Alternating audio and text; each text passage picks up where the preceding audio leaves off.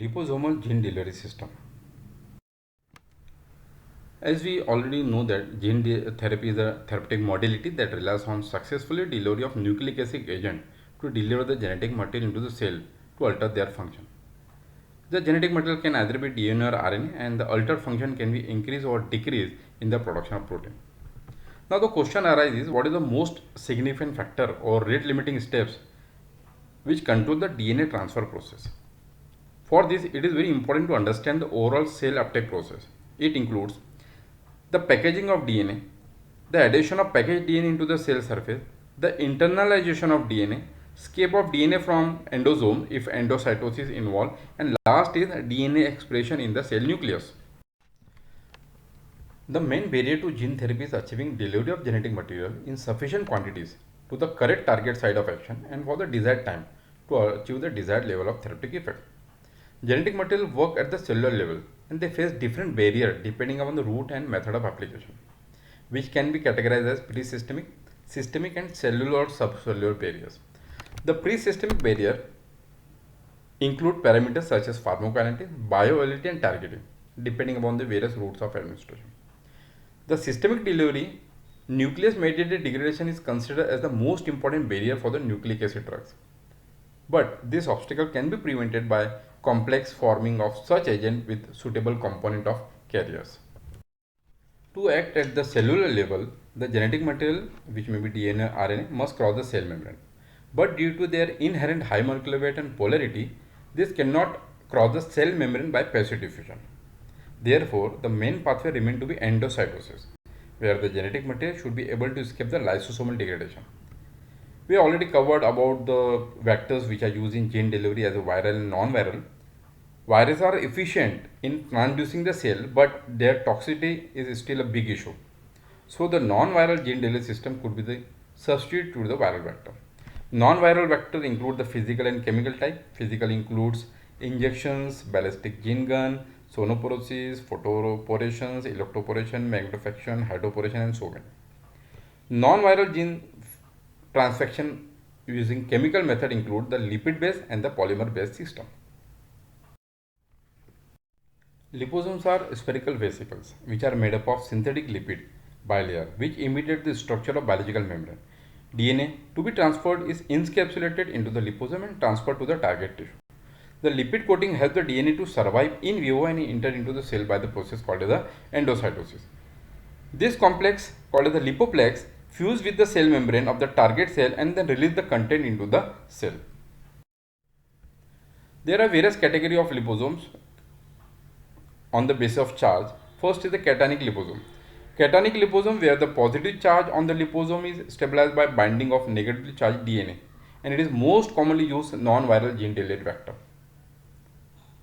Positive charge liposome which associated with the negative charge DNA molecule by electrostatic interaction forming a stable complex called as a polyplex or lipoplex. Monovalent cationic lipids include DOTMA and DOTAP. Multivalent cationic lipid include the DOSPA, which is cationic lipid synthesized as a derivative of the DOTMA. DNA interacts spontaneously with the polycation to form the DNA complex called as the polyplex, which results from the ionic interaction between the positively charged polycation DOTMA and the negatively charged phosphate group of the DNA. The positive charge on the head group helps in the electrostatic interaction with the DNA as well as binding of the resulting lipoplex to the negatively charged component of the cell membrane prior to the cell uptake. Between 8 to 18 carbons commonly comprise the hydrocarbon tail of the lipid used for the gene delivery.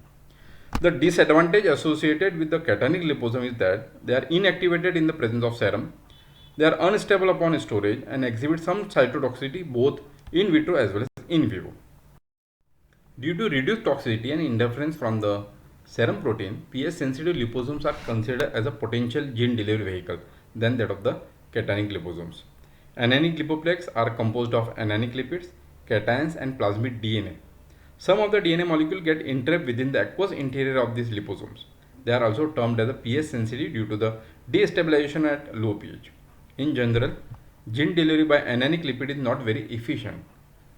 The negatively charged head group prevent efficient DNA compaction due to repulsive electrostatic forces that occur between the phosphate backbone of DNA and the anionic head group of the lipid. Commonly used lipids in this category are phospholipids that can be found naturally in cellular membrane, such as phosphatidylic acid. Neutral liposomes are generally used as a DNA carrier and also as a helper of cationic liposome due to their non-toxic nature and high stability in serum. Immunoliposome with neutral charge showed the potential in delivery of various genes into the brain, and the neutral charge provides the liposome with the long circulation time, which was superior when we compare with the cationic liposome. Example is the DOPE and DOPC. These are the commonly used neutral colipids. DNA molecule interact with the positively charged group of DOPE and DOPC. The overall net positive charge allow the close association of the lipoplex with the negatively charged cell membrane, followed by the uptake into the cell and then into the nucleus. So in nutshell, the steps involved in the liposomal action of drug delivery include the adsorption, endocytosis, fusion and then lipid action. So after binding the cell surface, liposomes are internalized into the endosome where they encounter a more acidic pH than that of the external medium. Their content are then transferred to the acidic environment by vesicular fusion. The liposomes are the main degrading component in the endocytosis pathway. Conventional as well as pH sensitive liposomes and their content are then delivered to the lysosome and then degrades. So this is a basic process by which how generally DNA molecule along with the liposome they form a lipoplex, and then fusion of this lipoplex into the through the cell membrane with the help of endocytosis and then degradation to lysosome and delivery of DNA material to the nucleus. Regarding the advantages of this liposomal drug delivery system or gene delivery system is high loading capacity, they are economic, efficient delivery of nucleic acid to the cell, protection of nucleic acid from degradation, easy to use, low toxicity, low immunogenicity, and they are easy to prepare. But along with the advantages, there are certain disadvantages like it is not applicable to all cell types. It fails for the transfection of some cell line with the lipid. Short shelf life and stability are the major problem with the liposomal gene delivery system. And last is the very problem occurs with the encapsulation efficacy. So thank you so much.